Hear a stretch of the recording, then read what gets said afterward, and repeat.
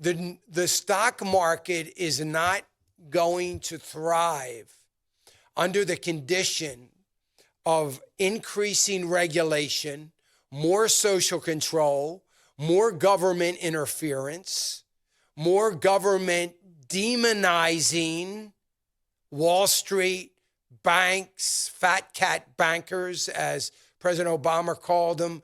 We don't need the demonization of capitalism.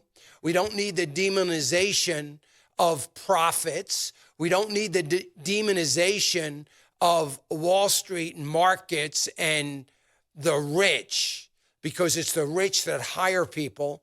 It's the rich that make the markets. We don't need that. And the markets are not going to withstand that. And a President Biden will do everything he can do to appease his base, because the man moves with the wind. And he is not tolerant of criticism.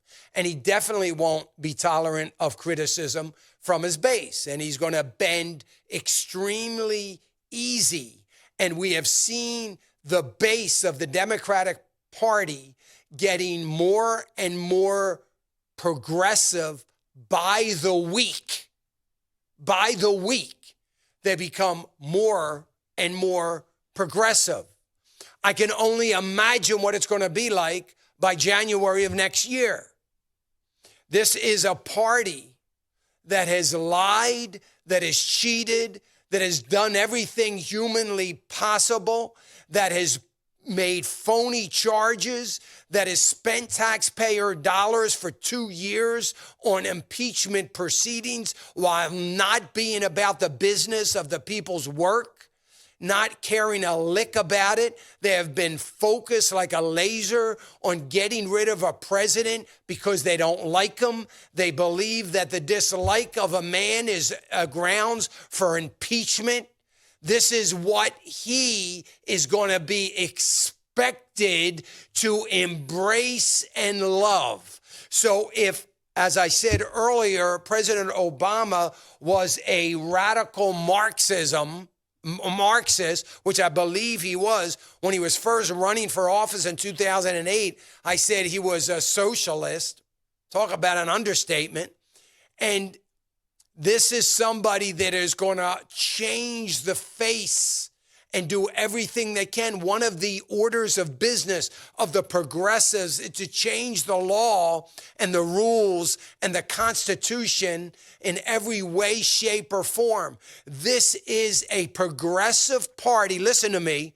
This is a progressive party that, if they have learned nothing else over the last 4 years, if they have learned nothing else, they have learned this.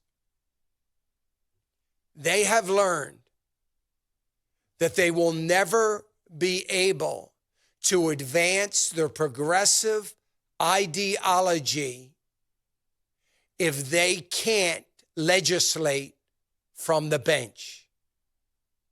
They have understood that they watched a president in 4 years undo 8 years of a progressive movement that made more ground and headway in 8 years than they had made in the last 20. They are never going to allow that to happen. And the only way that they can keep that from happening is from the bench. And they will change the rules. All of a sudden, 9 justices is going to be unconstitutional. It's not fair to make decisions with 9. We need at least 18. Or we need 12 so that they can get appointees. They cannot leave in 4 years without having a bench that is going to be more than willing to legislate. They will have that in the lower courts because they will appoint and appoint and appoint to the lower court those that are going to legislate from the bench. It is going to change America forever. The markets know that. Companies know that. Companies are going to be thinking about where they're moving to, not how they're going to deal with astronomical taxes. We will, within the course of a year and a half, be once again the highest corporate tax nation in the world. And too many companies have had a taste of something different. They're not going to sit still. Hey, remember to click the subscribe button right here on the screen. And don't forget to hit the notification bell so you'll be notified when new content is added. And more importantly than anything, you don't want to miss all 3 live hours of Financial Issues every day from 9 to noon. And you can watch it on FISM.tv. That's FISM.tv.